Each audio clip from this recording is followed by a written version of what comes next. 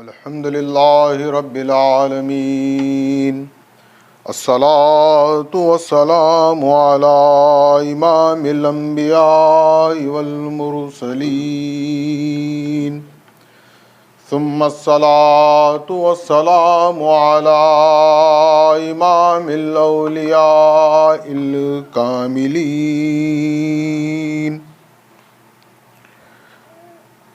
وعلى آلهما وأصحابهما أجمعين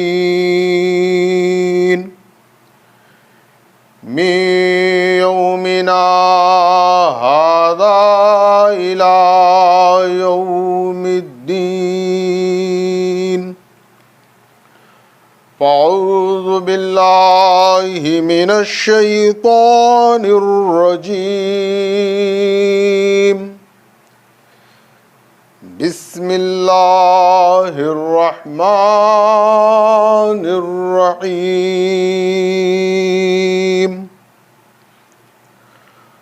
قل لا أسألكم عليه أجرا إلا المودة في القربى.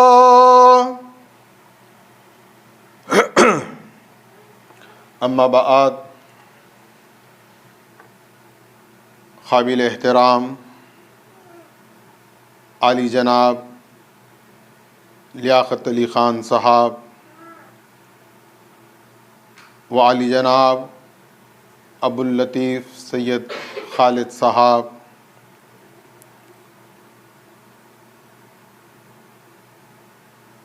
و عالی جناب ناظم جلسہ حافظ محمد اسد اللہ خان صاحب خضرزئی، دانشوران قوم، نوجوان دوستو، السلام علیکم ورحمۃ اللہ وبرکاتہ.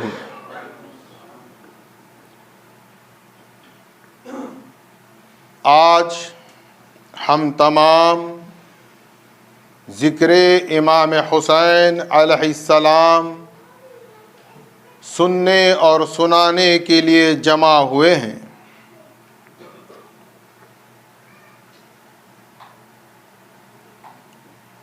ذکر امام حسین دراصل سنت محمد الرسول اللہ صلی اللہ علیہ وسلم ہے.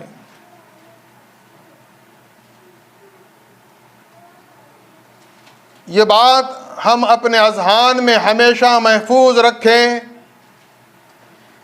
کہ جو کوئی تاریخ اسلام سے ذرا بھی واقفیت رکھتا ہے، جو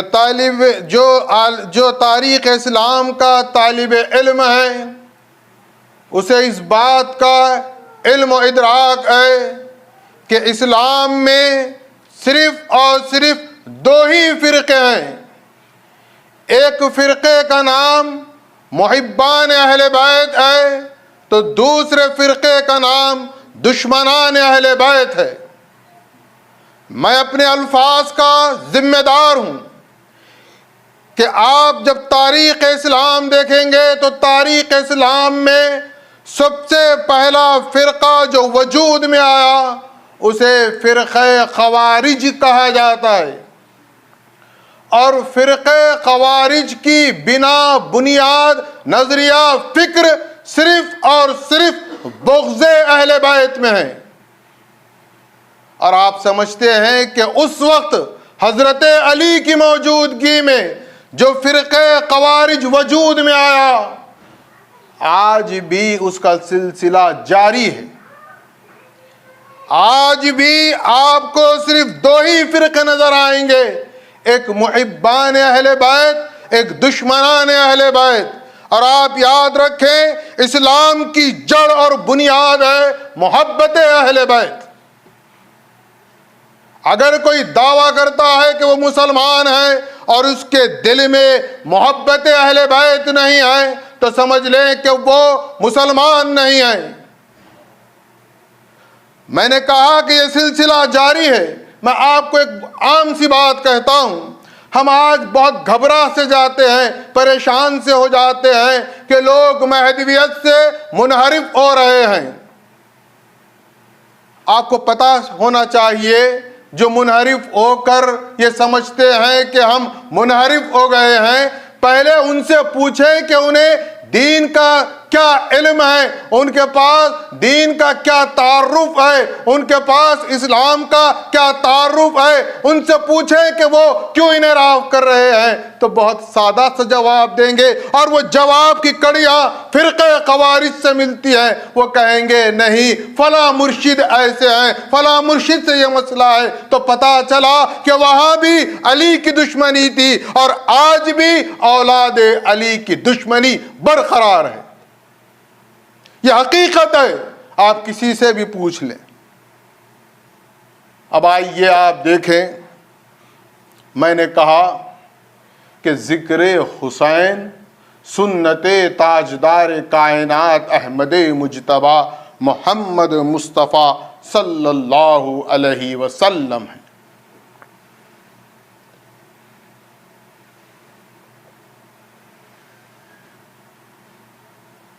یہ سلسلہ اتنا وسیع ہے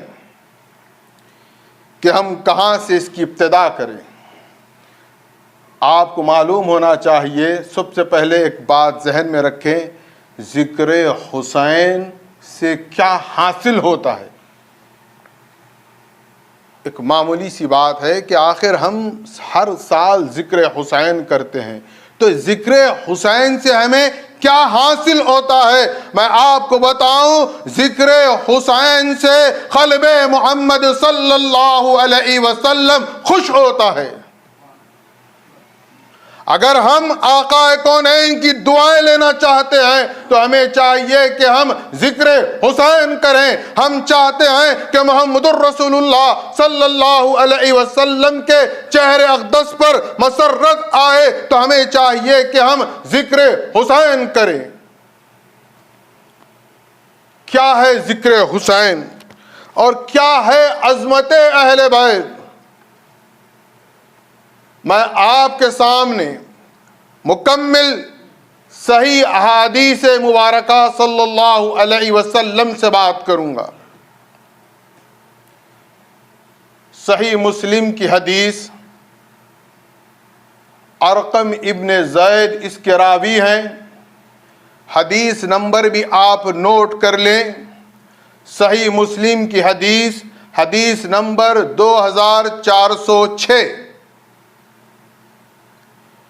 آقا کونین محمد الرسول اللہ صلی اللہ علیہ وسلم ارشاد فرماتے ہیں، قال رسول اللہ صلی اللہ علیہ وسلم، انشدکم اللہ فی اہل بیتی، انشدکم اللہ فی اہل بیتی، انشدکم اللہ فی اہل بیتی، قال ثلاث مرہ۔ اتنی مختصر اور جامع حدیث ہے، آپ غور کریں کہ آقا کونین محمد الرسول اللہ صلی اللہ علیہ وسلم فرما رہے ہیں، انشدکم اللہ فی اہل بیتی، اہل بیت کے ساتھ جب حسن سلوک کرو یا کوئی معاملہ کرو تو اللہ سے ڈرو۔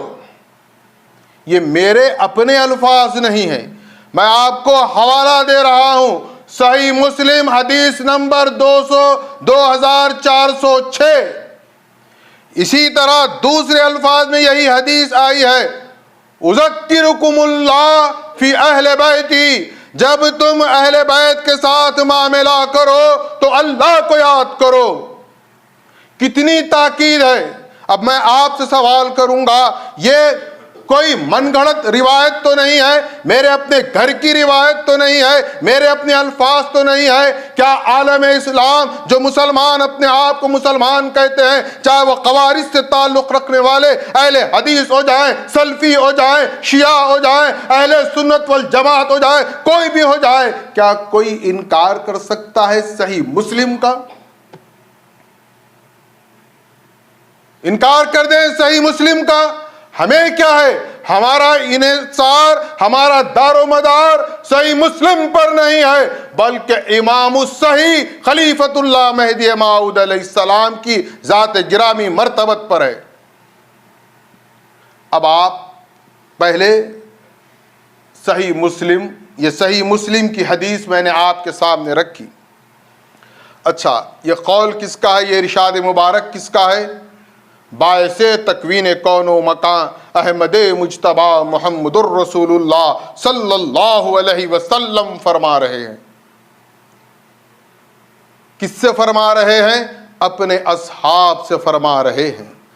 اس وقت سامعین کون ہیں؟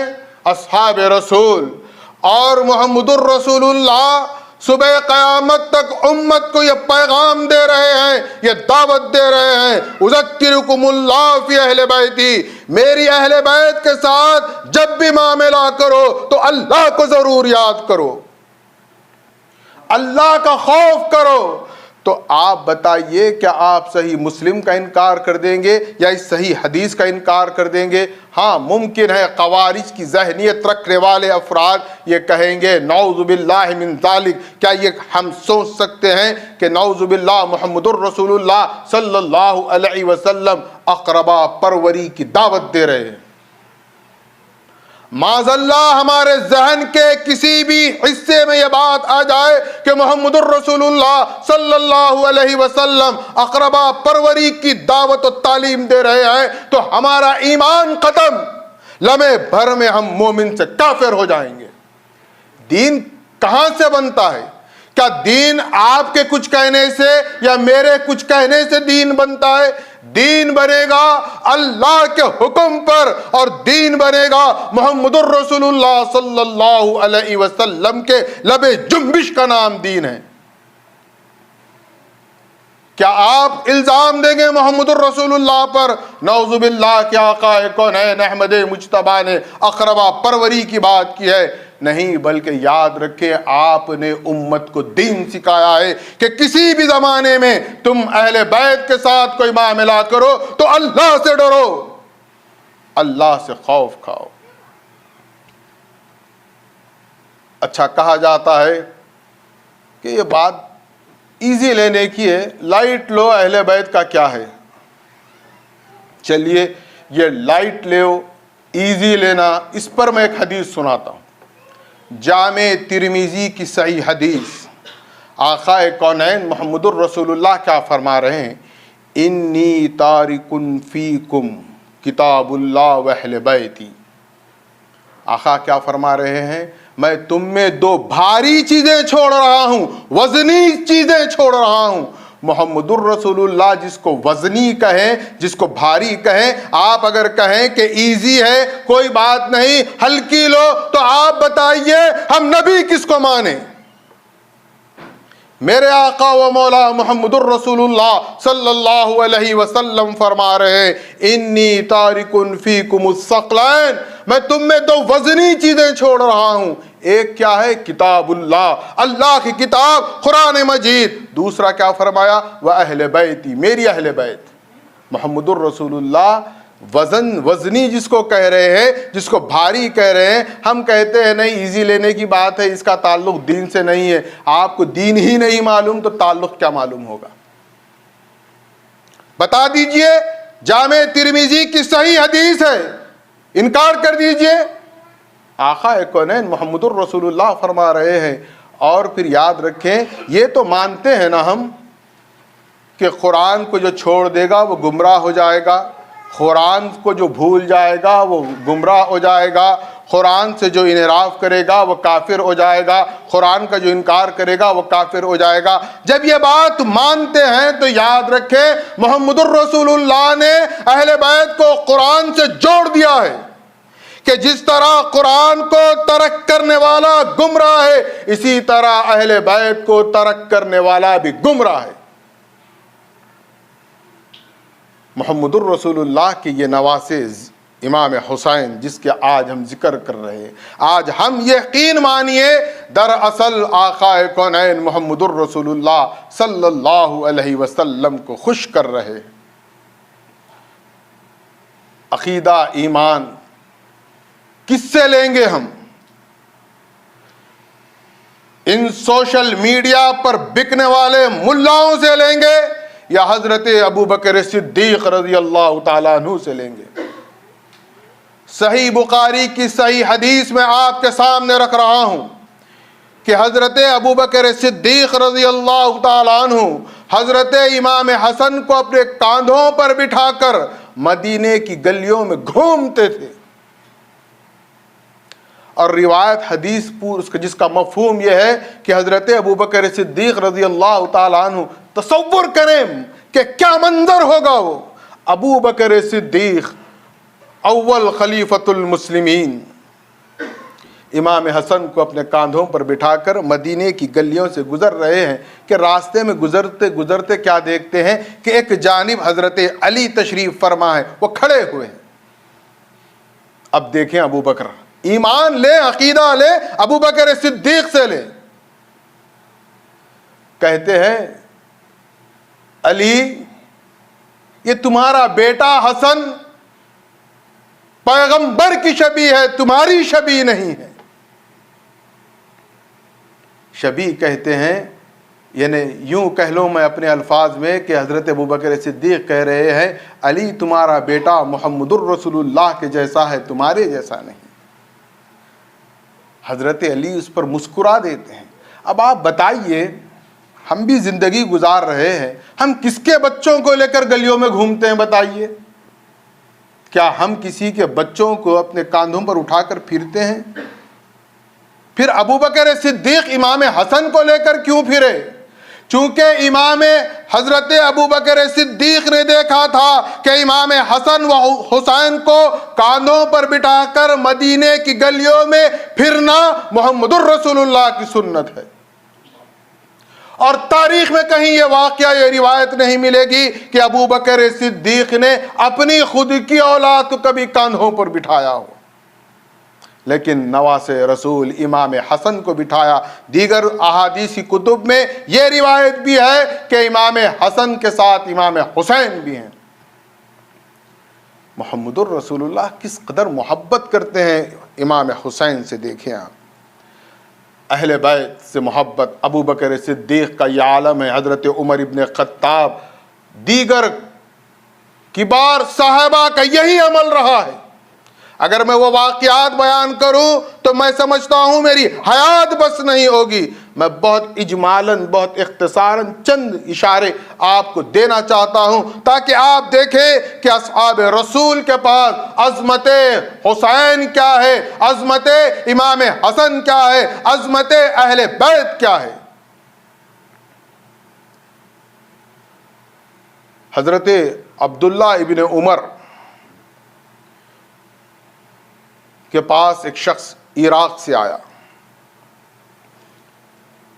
آ کر اس نے ایک مسئلہ دریافت کیا. حضرت عبداللہ ابن عمر یعنی حضرت عمر ابن خطاب رضی اللہ تعالیٰ عنہ کے آپ صاحبزادے ہیں حضرت عبداللہ. آنے والے نے سوال کیا کہ اگر احرام کی حالت میں مچھر کا خون لگ جائے احرام کو تو کیا حکم ہے؟ عام سے سوال ہے. کیا پوچھا اس نے؟ عراق سے آیا تھا، ممکن ہے ہو سکتا ہے وہ کوفے کا ہو. اس نے پوچھا حضرت عبداللہ ابن عمر سے کہ اس پر شریعت کا کیا حکم ہے کہ اگر محرم جو احرام میں ہوتا ہے حج کے ایام میں، اگر اس کے احرام پر مچھر کا خون لگ جائے یا اس سے مچھر مر جائے تو کیا حکم ہے؟ اب جواب سنیے حضرت عبداللہ ابن عمر کا.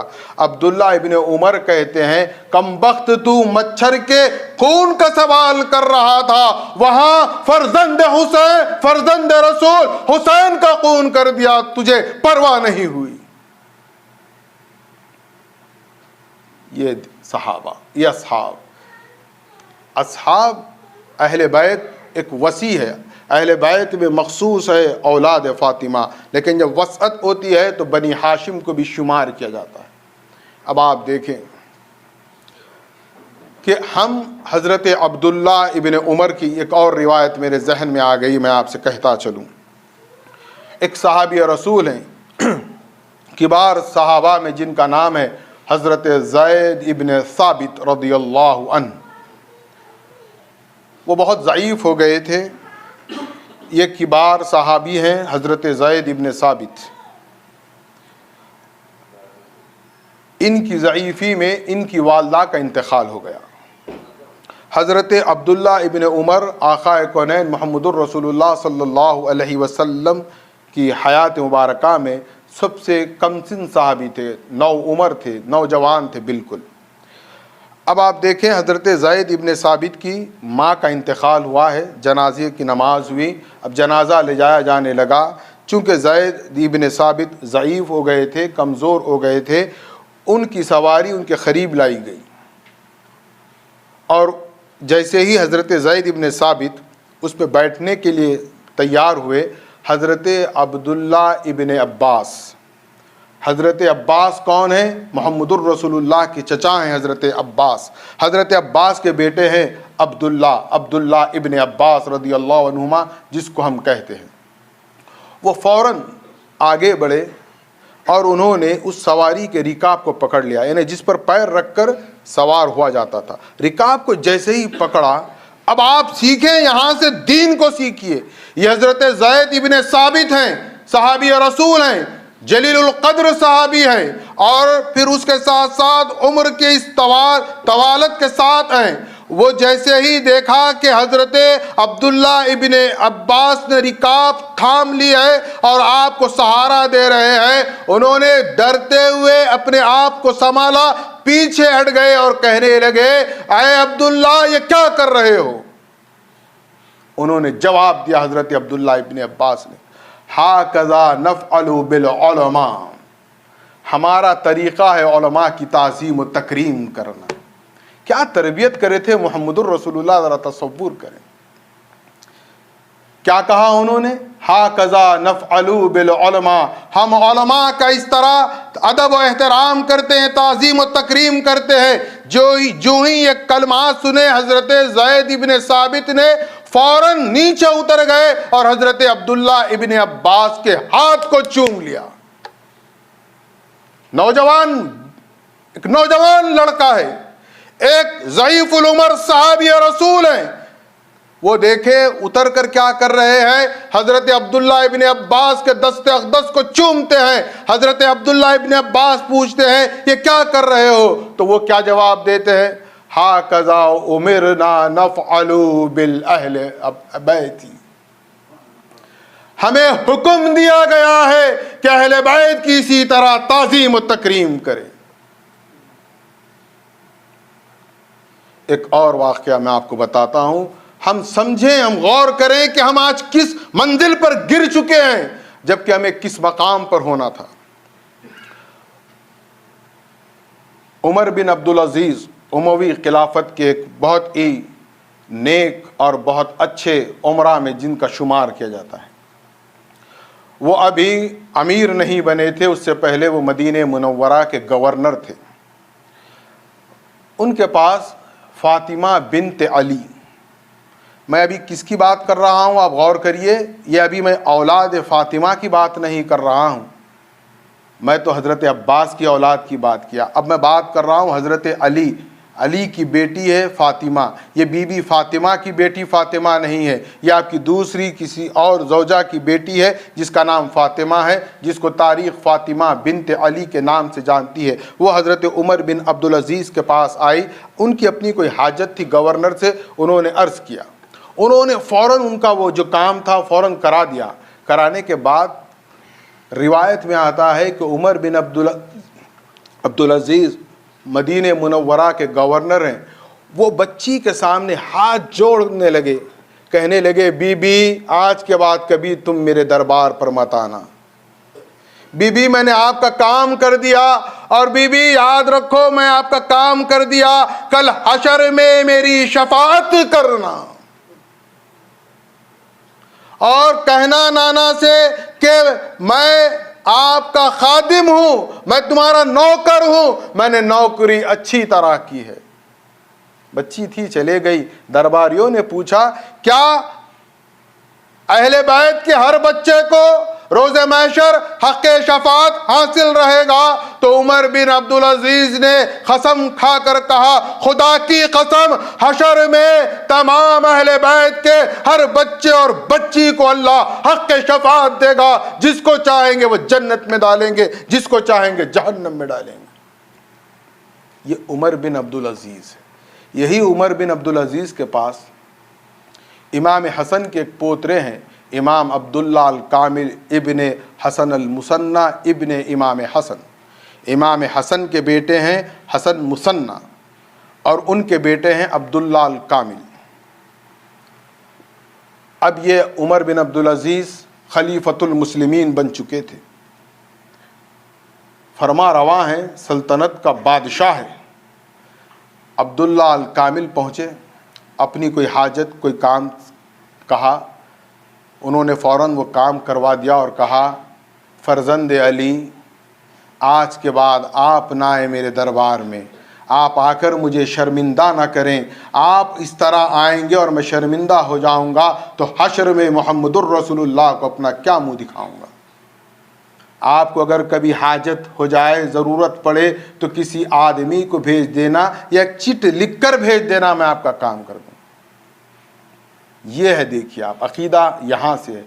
اب آپ دیکھیں اخطاء عالم میں حنفی مسلک کتنا بڑا نہیں ہے۔ امام ابو حنیفہ کا کیا نظریہ معلوم ہے؟ امام ابو حنیفہ کے اہل بیت سے جو مودت جو محبت ہے، کیا اس کا اندازہ ہے؟ صرف اسی میں رہ گئے ہم۔ امام ابو حنیفہ نے خلف امام سورہ فاتحہ کی اجازت نہیں دی، امام ابو حنیفہ نے ہاتھ یہاں بندھائے ہاتھ وہاں بندھائے، یہ تمام تو پڑھتے ہیں۔ کبھی یہ پڑھا آپ نے کہ امام ابو حنیفہ جب امام محمد الباقر کی خدمت میں پہنچے مدینہ منورہ میں، امام محمد الباقر کون ہے؟ امام زین العابدین کے بیٹے، امام حسین کے پوترے، ان کی خدمت میں پہنچ کون رہے ہیں؟ امام ابو حنیفہ۔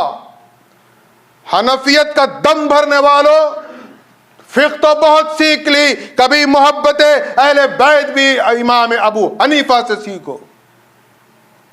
آئے امام محمد الباقر کی خدمت میں امام ابو حنیفہ، اور گفتگو کے بعد انہوں نے ایک جملہ کہا ہے، تاریخ ساز جملہ، جس سے ابو حنیفہ کا مذہب بھی معلوم ہوتا ہے، امام ابو حنیفہ کا عقیدہ اور ایمان بھی معلوم ہوتا ہے۔ آپ فرماتے ہیں امام محمد الباقر سے کہ حضور، جس طرح صحابہ رضی اللہ عنہم پر واجب تھا محمد الرسول اللہ کی تعظیم و تکریم کرے، ابو حنیفہ پر اسی طرح واجب ہے کہ میں آپ کی تعظیم و تکریم کروں۔ امام شافعی نے تو اور ایک بات کہی، امام شافعی شاعر بھی ہیں، امام شافعی کا ایک دیوان ہے، ان کے اپنے اشعار کا مجموعہ ہے، انہوں نے اپنے اشعار کے مجموعے میں اہل بیت کی عظمت کو بیان کرتے ہوئے کہا کہ کیا بتاؤں اہل بیت، تمہاری محبت تو ہم پر فرض ہے۔ کیا کہا؟ فرض ہے۔ اور کہا کہ تمہاری محبت کا درس سبق اور اس کا حکم تو اللہ نے قرآن میں نازل فرمایا ہے۔ یہ امام شافعی کا عقیدہ ہے۔ امام مالک کا عقیدہ بتاؤں میں آپ کو؟ امام مالک پر بنو عباس کا دور خلافت ہے، اتنا ظلم کیا گیا کہ انہیں کسی مسئلے میں مورد الزام ٹھہرایا گیا۔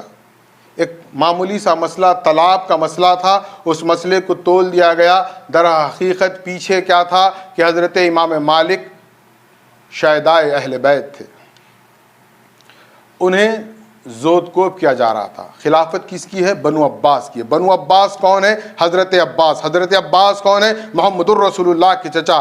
آپ دیکھیں اکابرین کے پاس اہل بیت کی کیا عظمت ہے۔ یہ اولاد علی نہیں ہے، اولاد فاطمہ نہیں ہے، یہ حضرت عباس کی اولاد ہے۔ اور ان کے وقت جو امیر تھا اس کا نام ہے جعفر بن منصور العباسی۔ کوڑوں کی برسات ہوتی، کوڑوں کی تاب نہ لاتے، امام مالک بے ہوش ہو جاتے۔ ہوش میں آتے تو سب سے پہلے کہتے کوڑے مارنے اور مروانے والے کو میں نے معاف کر دیا۔ پھر کوڑے مارے جاتے، پھر بے ہوش ہو جاتے، پھر ہوش میں آتے تو کہتے کوڑے مارنے والے اور مروانے والے دونوں کو میں نے معاف کر دیا۔ اور لوگوں سے کہتے کہ گواہ رہنا میں نے ان کو معاف کر دیا ہے۔ لوگوں نے پوچھا امام مالک یہ کیا ماجرا ہے؟ یہ خلیفہ وقت آپ پر ظلم کے پہاڑ ڈھا رہا ہے, آپ پر اتنا ظلم کر رہا ہے, اور آپ کوڑے کھا کر ہوش میں آ کر کہتے ہو کہ میں نے مارنے والے کو بھی اور مروانے والے دونوں کو معاف کر دیا.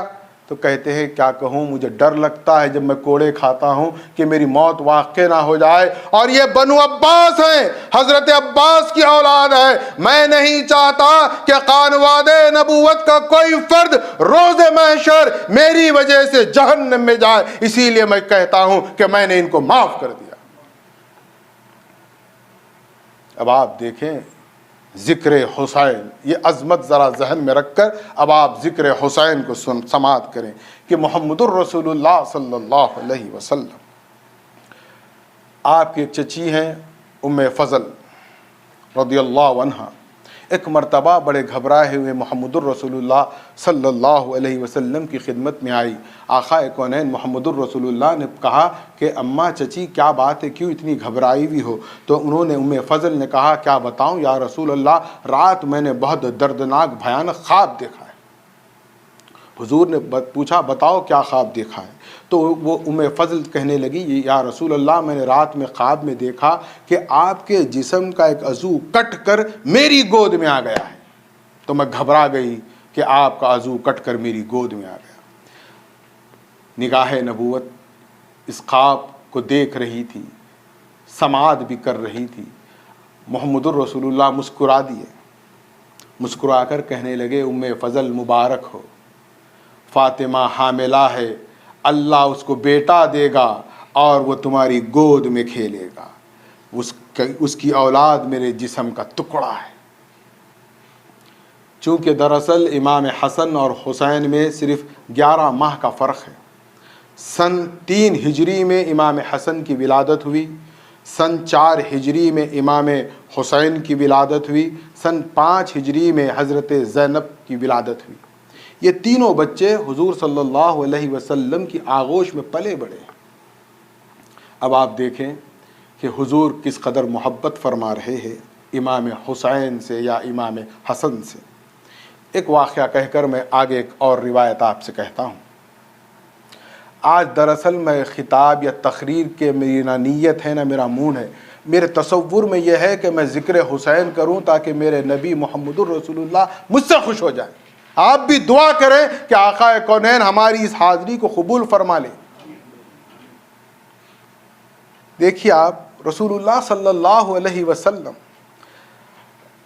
آپ تمام جس نے مسجد نبوی کو دیکھا ہے اس کا آپ منظر کر سکتے ہیں کہ آج جہاں روضہ رسول ہے وہ محمد الرسول اللہ صلی اللہ علیہ وسلم کا حجرہ کہیے, مکان کہیے, محل کہیے, قلعہ کہیے, جو آپ نام دے وہ آپ کی رہائش گاہ ہے. اب بی بی فاطمہ کہاں رہتی ہیں؟ جو مسجد نبوی کی قبلے کی جو دیوار ہے اس کے تھوڑا سا آگے رہتی ہے. اب آپ بتائیے, آپ ریاض الجنہ میں تشریف لے گئے ہیں, جو تشریف لے گئے ہیں وہ تصور کر سکتے ہیں, میری بات کو بہت اچھی طرح سمجھ سکتے ہیں. کیا ہے, دروازہ کھولو مسجد میں آ جاؤ, اتنا ہی فرق ہے. ریاض الجنہ مسجد, ریاض الجنہ کہتے ہی اس کو ہے ممبر اور محراب سے محمد الرسول اللہ کے حجرے تک کا جو مقام ہے اس کو ریاض الجنہ کہتے ہیں. کتنا آسان ہے, دروازہ کھولنا ہے اور مسجد میں آنا ہے. لیکن محمد الرسول اللہ صلی اللہ علیہ وسلم کیا کرتے, جب بھی نماز کے لیے نکلتے تو ایسا گھر سے نکل کر سیدھے جاتے, جا کر بی بی فاطمہ کے گھر دیکھتے, جھانکتے اپنی بیٹی کے گھر میں. کیا محبت ہے دیکھیے. یہ کوئی باپ کی محبت نہیں ہے, معاف فرمانا, یہ پیغمبر وقت نبی کی محبت ہے. بیٹی کو دیکھتے ہیں. ایک مرتبہ کیا ہوتا ہے, دیکھتے ہیں تو بی بی فاطمہ گھر کتنا, وہ اس زمانے میں ان افراد کا ایک چھوٹی سی کٹھیا ہے, چھوٹا سا کمرہ کہیے, جھوپڑی کہیے, وہیں پر برتن چولہا ہے, کام میں مشغول ہے. بی بی فاطمہ کام میں مشغول ہے, اور ادھر کیا دیکھتے ہیں کہ امام حسین بہت کم سن ہیں, رو رہے ہیں. حضور مسجد میں آ گئے, نماز کا وقت تھا, نماز ادا کروائی اور فوراً پلٹ کر پھر گئے. دروازے پر دستک دی, بی بی نے پوچھا کون ہے؟ کہنے لگے فاطمہ تمہارا باپ محمد آیا ہے. وہ جلدی سے اپنے آپ کو سمیٹ کر کہنے لگی بابا اندر آؤ، بابا اندر آؤ۔ تو رسول اللہ نے پردہ ہٹا کر کہا بیٹی بس میں یہ پوچھنے آیا تھا میرا حسین کیوں رو رہا تھا؟ بی بی نے کہا نہیں بابا کچھ نہیں، بس شرارت کر رہا تھا، ضد کر رہا تھا، مجھے کام سکون سے کرنے نہیں دے رہا تھا، میں نے اس کو ڈانٹ دیا۔ دیکھیے وہ ماں ہے، وہ ان کا بچہ ہے۔ یہ ہمارے ساتھ بھی یہ واقعات ہوتے ہیں، بچے گھر میں شرارت کرتے ہیں، کھیل کود کرتے ہیں تو ماں ڈانٹ دیتی ہے، بچے روتے ہیں، یہی بات ہے، اتنی ہے۔ لیکن اب آپ دیکھیں حضور کے پاس کیا ہے، پوچھا کیوں رو رہے، میرا حسین کیوں رو رہا تھا؟ انہوں نے کہا کہ میں نے ڈانٹ دیا یا رسول اللہ۔ حضور نے کہا فاطمہ ایک بات یاد رکھنا، کبھی حسین کو مت رلانا۔ ظالموں تم نے میدان کربلا میں حسین اور خاندان حسین کو رلایا ہے، تو تصور کریں کہ محمد الرسول اللہ کو کتنی شدید تکلیف پہنچی ہوگی۔ ایک اور روایت ہے، حضرت ابو ہریرہ رضی اللہ عنہ راوی ہیں اس کے، حضور صلی اللہ علیہ وسلم لیٹے ہوئے ہیں اور امام حسین حضور کے ساتھ کھیل رہے ہیں۔ کھیلتے کھیلتے امام حسین 4-5 سال کی آپ عمر لے کر چلیں، کھیلتے کھیلتے اب رسول اللہ سے بات ہو رہی ہے۔ کس کی بات ہو رہی ہے؟ امام حسین کی بات ہو رہی ہے۔ کہنے لگے نانا مجھے آپ کے برابر ہونا ہے۔ کیا الفاظ ہیں، کیا جملے ہیں، کیا کہنے لگے؟ نانا مجھے آپ کے برابر ہونا ہے۔ رسول اللہ بھی دیکھیے کس قدر محبت کرتے ہیں۔ آپ دیکھیے آپ لیٹا ہوا ایک آدمی جب اٹھتا ہے تو گھٹنوں کے بل اگر وہ ہو جائے تو خد اس کا کم ہو جاتا ہے۔ حضور اس طرح ہو گئے، گھٹنوں کے بل ہو گئے اور امام حسین کو اپنے گھٹنوں سے اپنے جسم پر چلا رہے ہیں۔ اللہ اکبر! وہ نازک، وہ مقدس، وہ معطر جسم اتھر پر امام حسین چل رہے ہیں۔ چلتے چلتے کیا ہوا، امام حسین حضور کے سینے اقدس پر آ گئے اور جیسے ہی سینے اقدس پر آئے ہوا کیا، وہ اونچے ہو گئے۔ دیکھیے آپ پریکٹیکل سوچئے اس بات کو۔ چلتے چلتے حسین یہاں تک پہنچے، چھوٹا سا معصوم سا بچہ ہے، چلتے چلتے آیا اور اوپر ہو گیا۔ تو رسول اللہ نے کیا کہا؟ چل بس کر اب نیچے آ جا، تو تو برابر ہونے کی بات کیا تھا، تو تو مجھ سے اونچا ہو گیا۔ اور انہوں نے وہاں سے سر جھکا دیا۔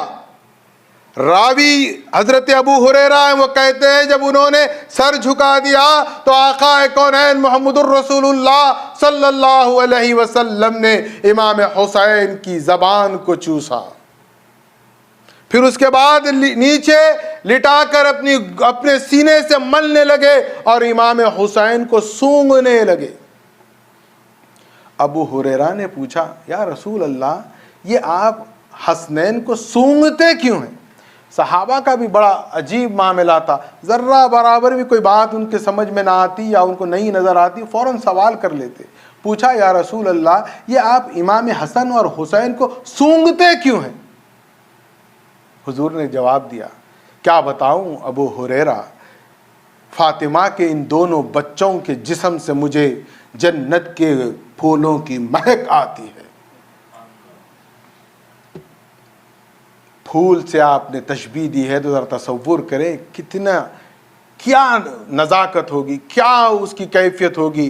پھول کی پتیوں کو انہوں نے دشمنان اہل بیت نے، ابن زیاد نے یزید کے حکم پر میدان کربلا میں روند کر رکھ دیا، پھر بھی کہتے ہو کہ یہ مسلمان ہیں۔ کیسے مسلمان ہیں؟ ہم کیسے مسلمان ہیں جو دشمن حسین کو مسلمان کہتے ہیں، ابن زیاد کو کہتے ہیں کہ بڑا اچھا مسلمان ہے، یزید کی تعریف کرتے ہیں۔ یاد رکھیں کہ آپ کی تعریف سے اس کی تعریف نہیں ہوگی بلکہ وہ ملعون ہے۔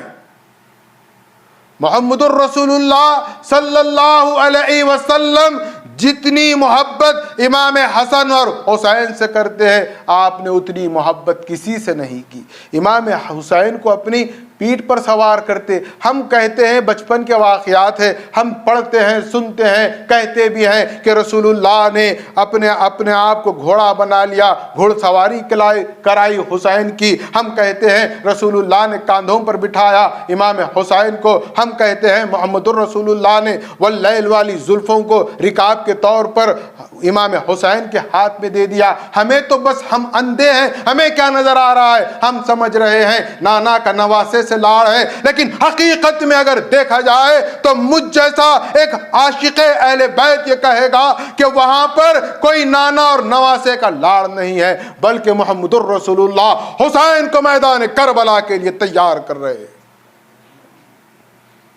امام حسین, ایک واقعہ, یہ جامع ترمذی. اچھا آپ کو معلوم ہونا چاہیے صحاح ستہ کے 6 احادیث کی کتابیں ہیں, صحیح بخاری, صحیح مسلم, جامع ترمذی, سنن ابن ماجہ, سنن ابو داؤد.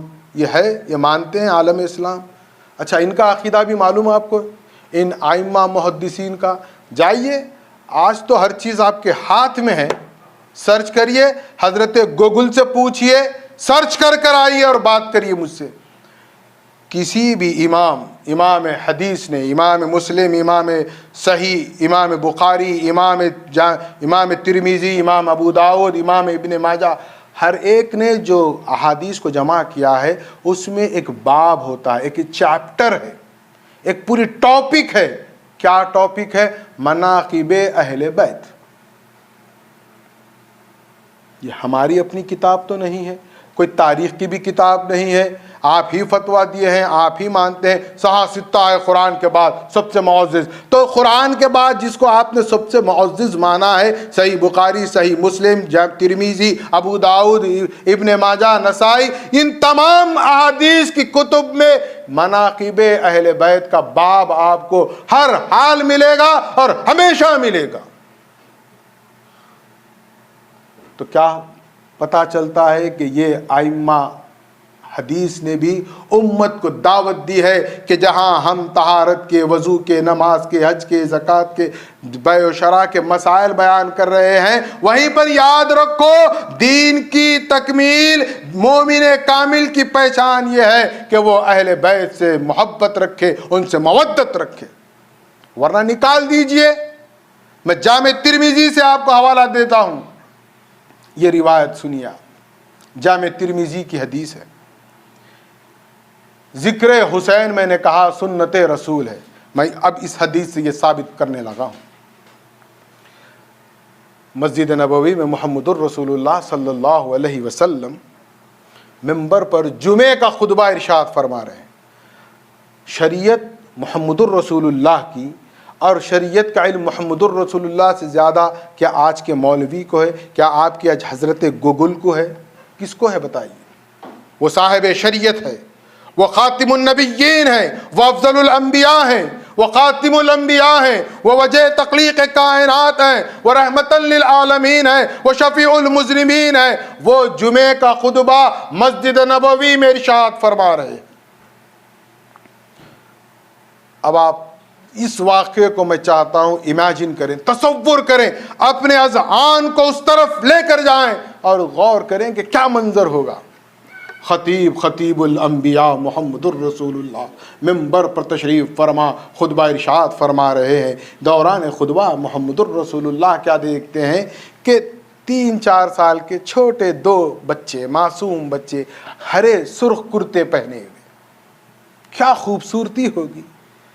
ہم تو صرف مانتے ہیں حضرت یوسف سب سے زیادہ حسین ہوں گے, وہ حضرت یوسف حضرت یعقوب کے یوسف ہیں, یہ حسین محمد الرسول اللہ کے یوسف ہے, تو کتنے حسین و جمیل ہو.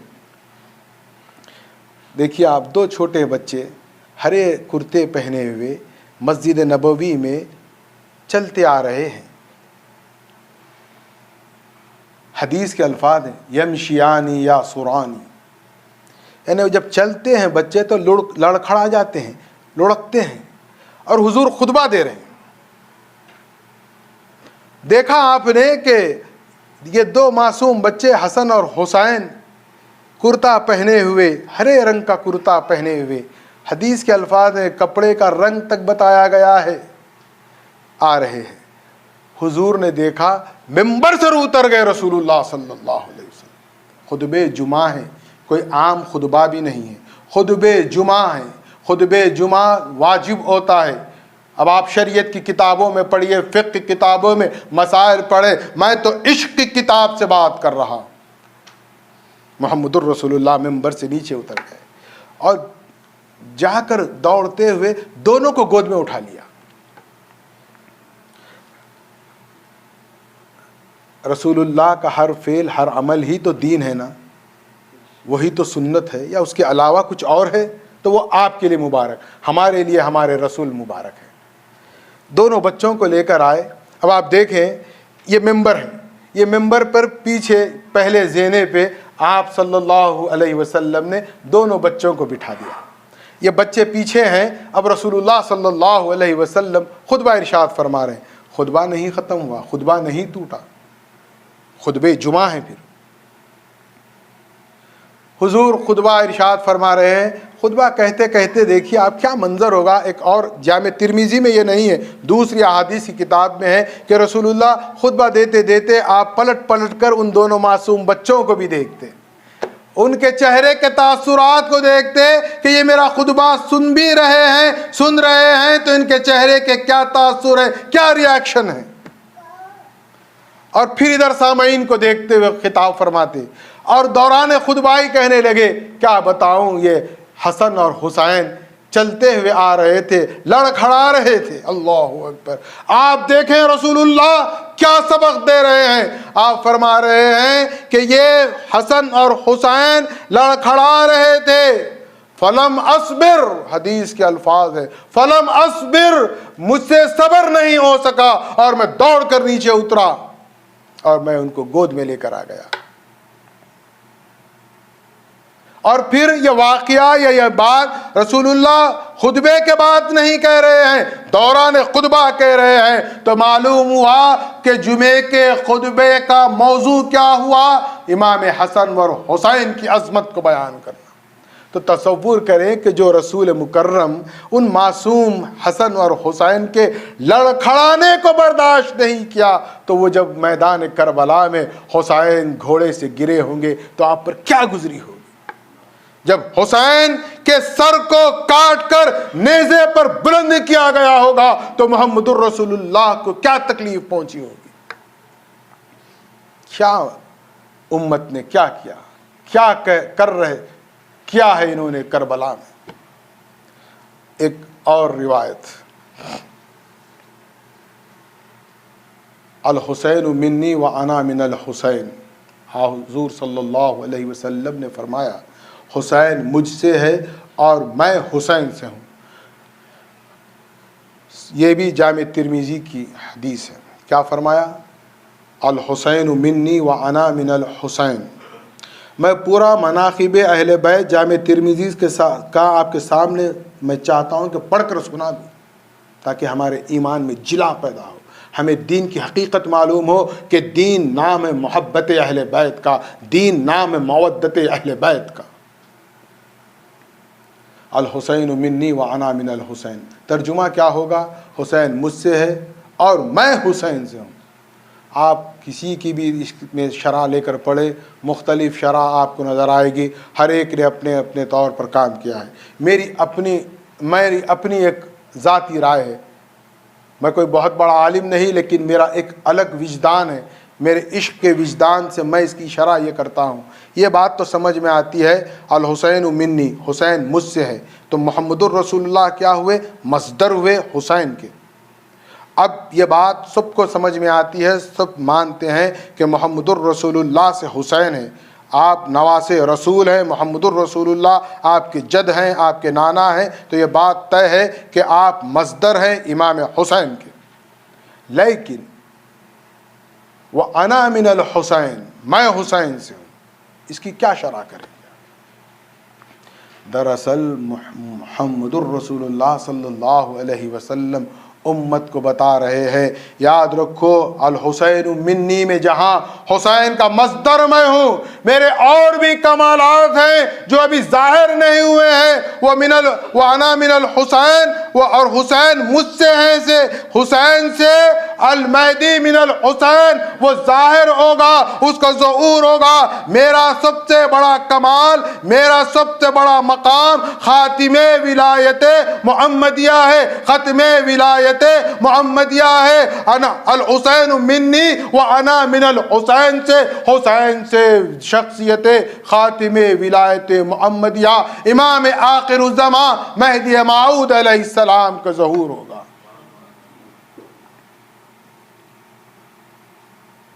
इब्ने ज़ियाद के दरबार में वाक़े करबला, आप कहेंगे कि हम समझते हैं कि ये शियों का मामला है, कुछ लोग कहते हैं ये मन गढ़ंत है, अफसाना है, कुछ हुआ नहीं, तारीख़ में लोगों ने घड़ लिया। अच्छा, फिर जामे तिरमिज़ी में जो आया है वो कहाँ से आया?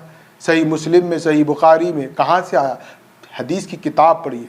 अब आप देखें, हज़रत उम्मे सलमा उम्महातुल मोमिनीन है।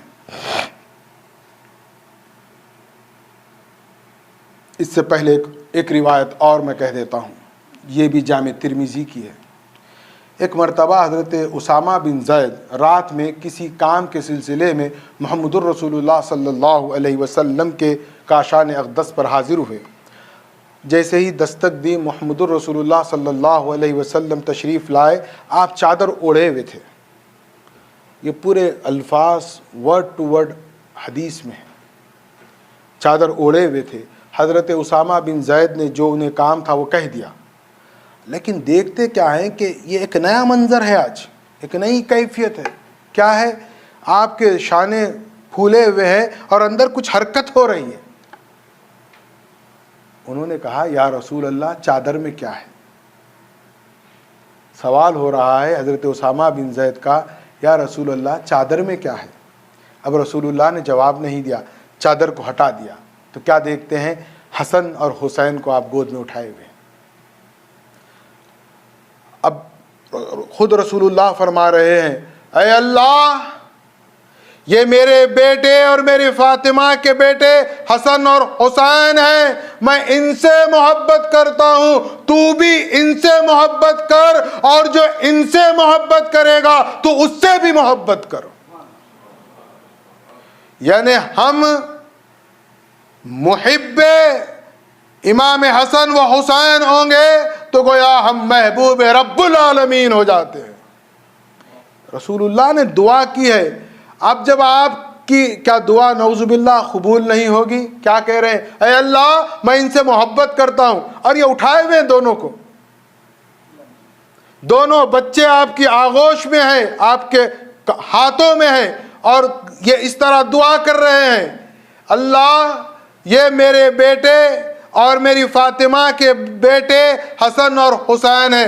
पहले क्या कहा? मैं इनसे मोहब्बत करता हूं। पहले अपनी मोहब्बत का इजहार किया, फिर कहा परवरदिगार तू भी इनसे मोहब्बत करना।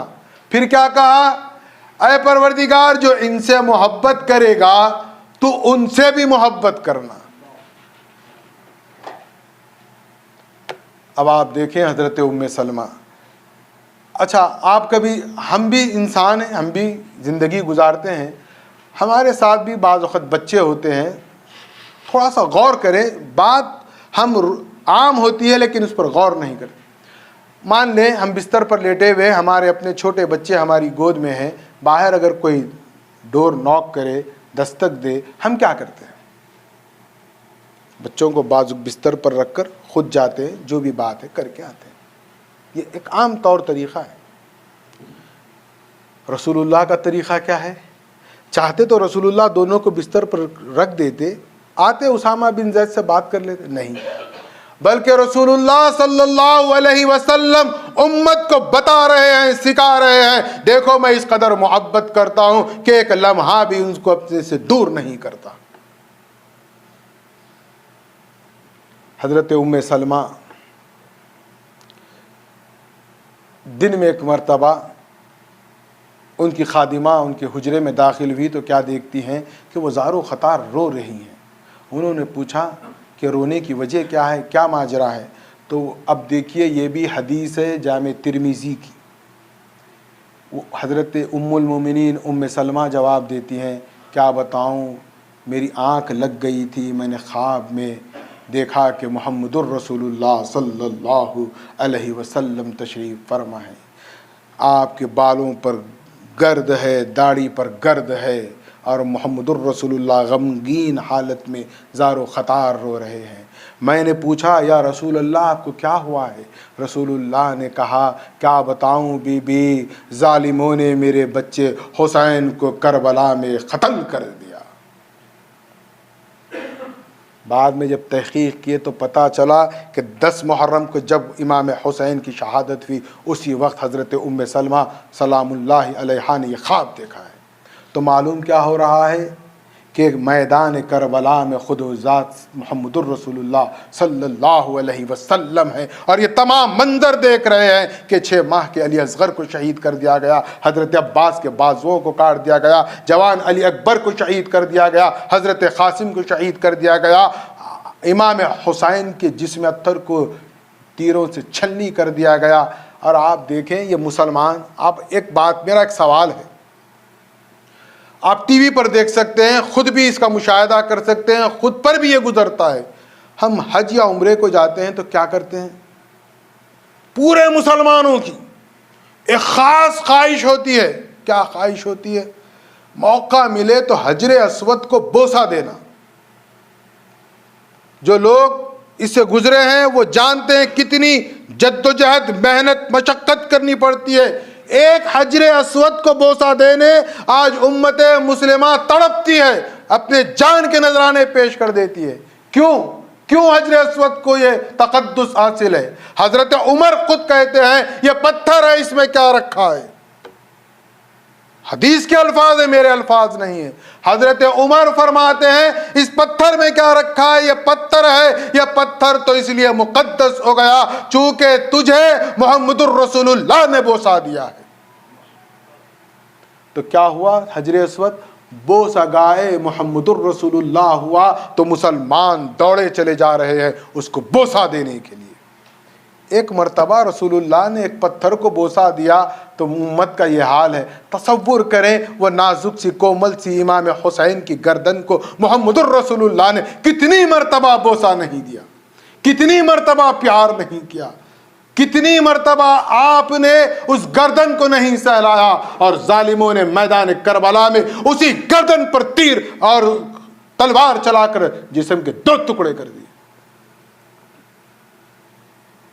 تو معلوم ہوا حضرت ام سلمہ کی روایت سے کہ رسول اللہ خود بنفس نفیس میدان کربلا میں. حضرت انس ابن مالک صحابی رسول ہیں, وہ ایک روایت کرتے ہیں کہ جس وقت کوفہ میں عبید اللہ ابن زیاد کے دربار میں امام حسین عالی مقام کا سر اقدس لایا گیا, اس بدبخت نے آپ کے سر کو سامنے رکھ کر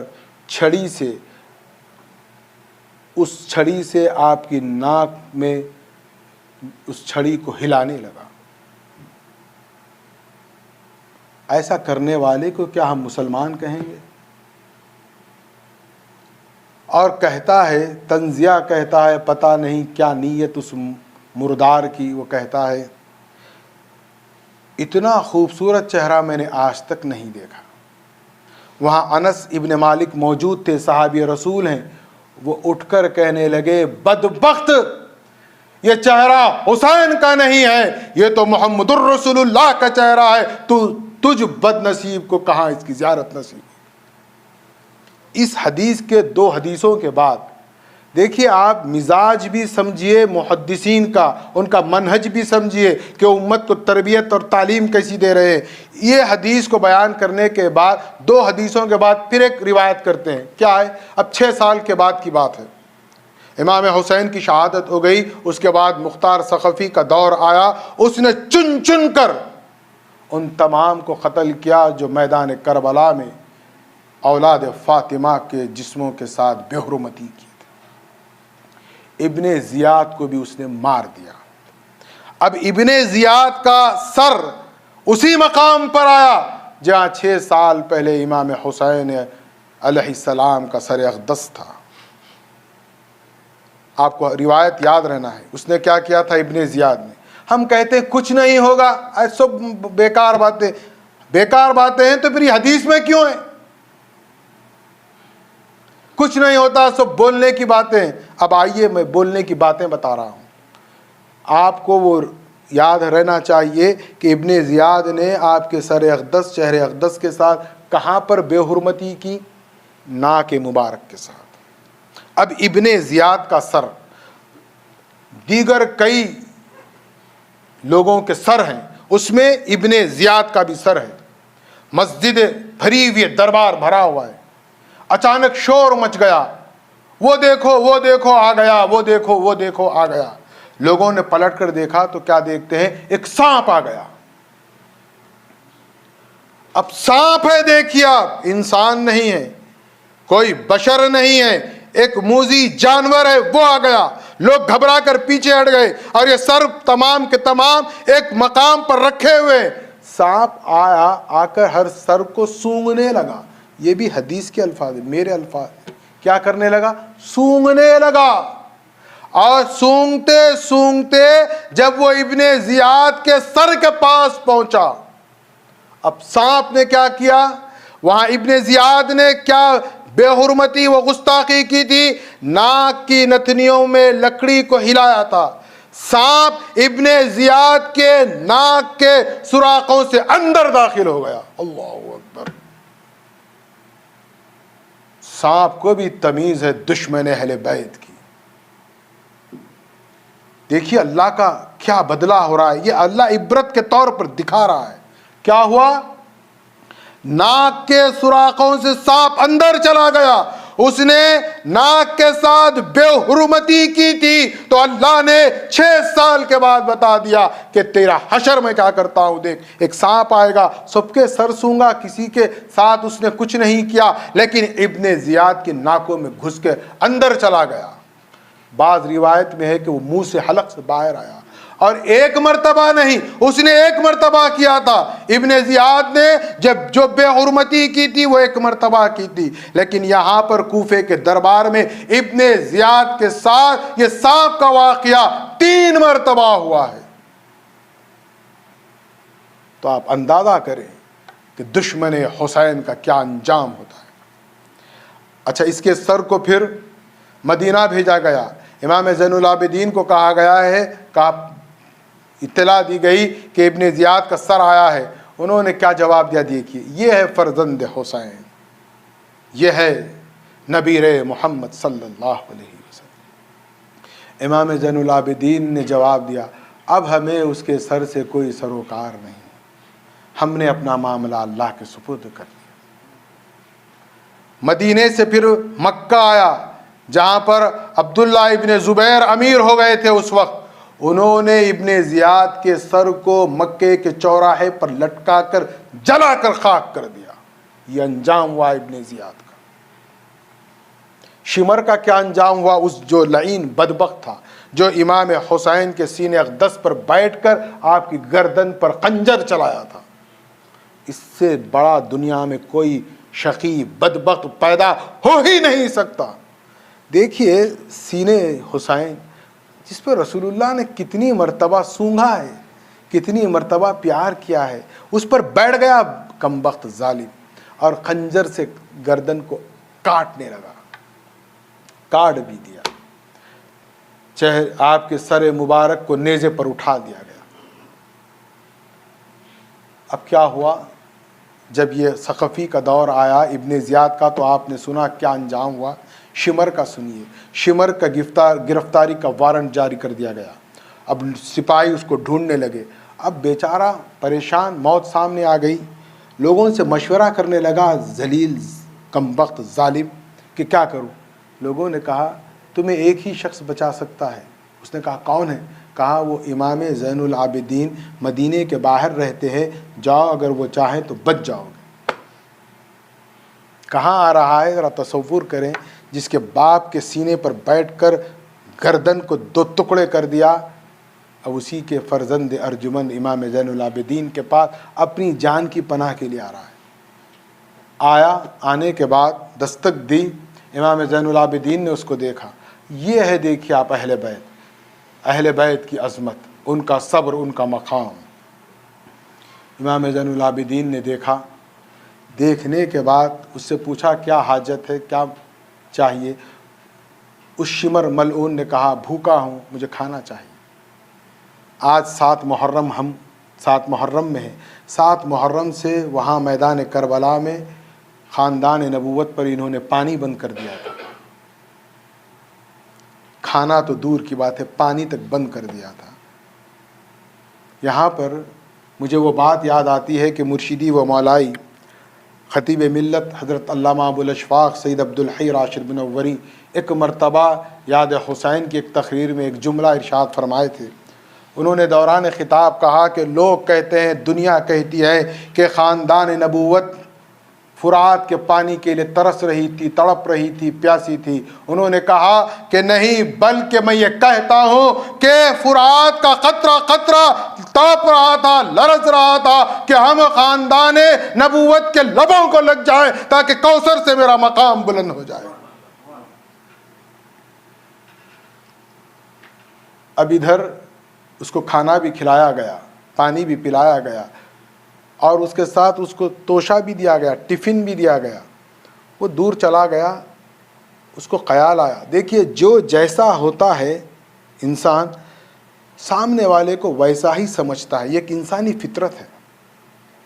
اس کو خیال آیا شاید زین العابدین مجھے نہیں پہچانے, اگر مجھے پہچان لیتے تو نہ کھلاتے, نہ یہ توشہ دیتے, نہ میری ضیافت کرتے, بلکہ ایک لمحے میں میرے جسم کے ٹکڑے ٹکڑے کر دیتے.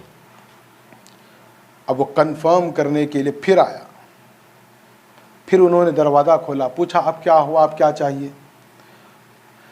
اس نے پوچھا زین العابدین تم مجھے جانتے ہو, تم مجھے پہچانتے ہو, یا انجان ہو اس لیے میری یہ خدمت کر رہے ہو. امام زین العابدین نے کہا ارے وہ بدبخت, جیسے ہی میری پہلی نظر تجھ پر پڑی مجھے وہ منظر یاد آ گیا.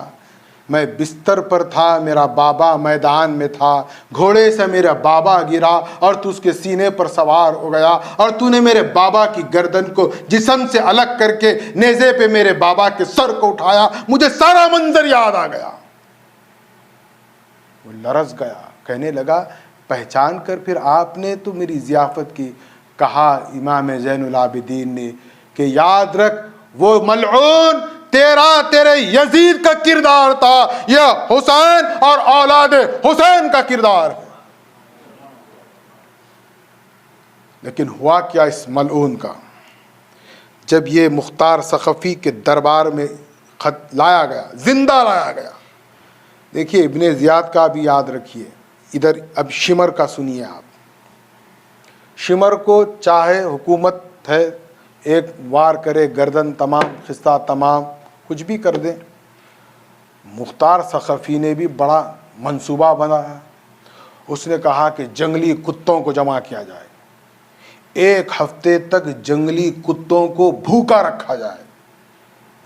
اب جنگلی کتوں کو جمع کیا گیا, ان کو بھوکا رکھا گیا. کیا ان کی کیا کیفیت ہوگی, کیا عالم ہوگا, تصور کرے ان بھوکے درندے جنگلی کتوں کا. جب یہ سب پلان کے مطابق طے ہو گیا تو مختار ثقفی نے شمر کو ان پنجروں میں داخل کر دیا. جنگلی کتے شمر کی ٹکا بوٹی کر دیے. آپ غور کریں, جلتا تو آگ بن کر آسمان پر جاتا, دفن ہوتا تو زمین کی غذا بنتا. اللہ نے نہیں چاہا کہ دشمن حسین, قاتل حسین آسمان میں آئے یا زمین پر جائے, بلکہ کتوں کی غذا بن کے غلاظت کے ذریعے اس کا خاتمہ ہو. کیا تب اب بھی ہم نہیں سمجھیں گے کہ مقام حسین کیا ہے, ذکر حسین کیا ہے. امام حسین کی آج ہم یاد منا رہے ہیں, ہم ذکر کر رہے ہیں. یاد رکھیں امام حسین نے جام شہادت نوش فرما کر امت کو ایک پیغام دیا ہے، ایک درس دیا ہے، لیکن اس درس سے پہلے ہمیں یہ درس ضرور لینا ہے کہ محمد الرسول اللہ صلی اللہ علیہ وسلم نے ایک درس دیا ہے کہ پروردگار میں ان سے محبت کرتا ہوں، تو ان سے محبت کر اور ان سے بھی محبت کر جو ان سے محبت کرتے ہیں، چونکہ اللہ نے خود قرآن میں فرمایا قل لا اسألکم علیہ اجرا الا المودۃ فی القربى۔ خدا کی قسم اگر یہ ایک آیت امت محمدیہ سمجھ جائے تو پھر خوارج جیسے فتنہ پرور نہیں پیدا ہوں گے۔ اور یاد رکھیں یہ اللہ کا کرم ہے، میں نے آپ کو تاریخ اسلام بتایا، لیکن تاریخ مہدویہ کا ایک حصہ بتا کر میں اپنی بات تمام کر دیتا ہوں۔ آج ہماری قوم کو تفریق کیا جاتا ہے، بانٹا جاتا ہے، یہ میرا نہیں نظریہ ہے، یہ ان لوگوں کا نظریہ ہے جو کہتے ہیں سید الگ پٹھان الگ، سید الگ پٹھان الگ۔ یاد رکھو میرا نظریہ سید اور پٹھان کا نہیں ہے، بلکہ میرا نظریہ یہ ہے سید ہو یا پٹھان، جو مصدق امام مہدی ہوگا وہی ہمارے خاندان کا ہوگا، جو مرتد ہوگا اس کا ہمارے خاندان سے کوئی تعلق نہیں ہے۔ سید اور پٹھان کی تفریق نہیں ہے۔ اور یاد رکھو پٹھانوں میں جو ہے اہل بیت کی عظمت و محبت ہے، میں سمجھتا ہوں روئے زمین میں کسی کے پاس بھی وہ عظمت و محبت نہیں ہے۔ ثبوت دیتا ہوں میں، لے کر جائیے۔ ثبوت آپ کے پاس ہے، آپ کو پتہ ہی نہیں آپ کے پاس کیا ہے۔ مسئلہ یہ ہے اندھے ہو گئے ہیں، دنیا کی چکا چوند میں ہم اندھے ہو گئے ہیں۔ اے قوم افغان، میں آپ کو بتا رہا ہوں کہ اہل بیت کی عظمت جو قوم افغان مہدوی پٹھانوں میں ہے، روئے زمین میں پر بسنے والے کسی بھی مسلمان طبقے میں نہیں ہے۔ ثبوت دیتا ہوں، آپ لے کر جائیں۔ آپ کسی بھی پٹھان کا نام پوچھئے کبھی، ہر پٹھان کا نام میں 5 نامیں ہوتے ہیں بس اطراف میں۔ کسی بھی پٹھان کا آپ نام لے لیں، بشرطے کہ وہ مہدوی پٹھان ہو۔ کیا ہوگا؟ کیا نام ہے؟ لیاقت علی خان۔ دیکھیے آپ کیا آیا درمیان میں؟ علی۔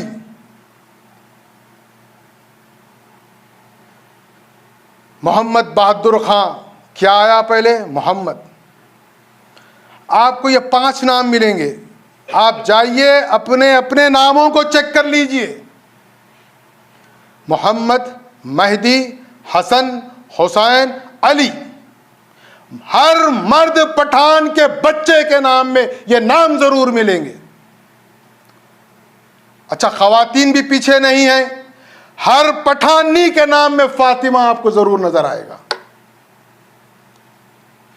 چونکہ ان کے خون میں، ان کے رگوں میں ان کے آبا و اجداد نے یہ بسا دیا ہے کہ تم کچھ بھی رہو، یاد رکھو اپنے نام کے ساتھ اہل بیت کا نام ضرور رکھنا۔ تم بخشے جاؤ یا نہ بخشے جاؤ، تمہاری نام کی وجہ سے اللہ تم کو بخش دے گا۔ یہ ہماری قوم ہے، قوم مہدویہ عالم اسلام کی ایک منفرد قوم کا نام ہے۔ خدا را خوارج کی ذہنیت رکھنے والوں، سید پٹھان کی بات مت کرو۔ سید اور پٹھان کی بات ہماری تاریخ میں نہیں ہے، نہ ہماری تعلیم میں ہے۔ ہمارے پاس ایک ہی خاندان ہے، محبت اہل بیت، دشمن اہل بیت، مصدق امام مہدی، مرتد امام مہدی، بس یہی ہے، اس کے علاوہ اور کچھ نہیں ہے۔ اللہ ہمیں اس شان سے جلائے کہ ہم ذکر حسین کرتے ہوئے چلے جائیں اور اس تصور سے ذکر حسین کریں۔ ہم یہاں یا حسین کہیں، ادھر محمد الرسول اللہ مسکراتے جائیں، ہمیں دعائیں دیتے جائیں۔ وآخر دعوانا الحمدللہ رب العالمین۔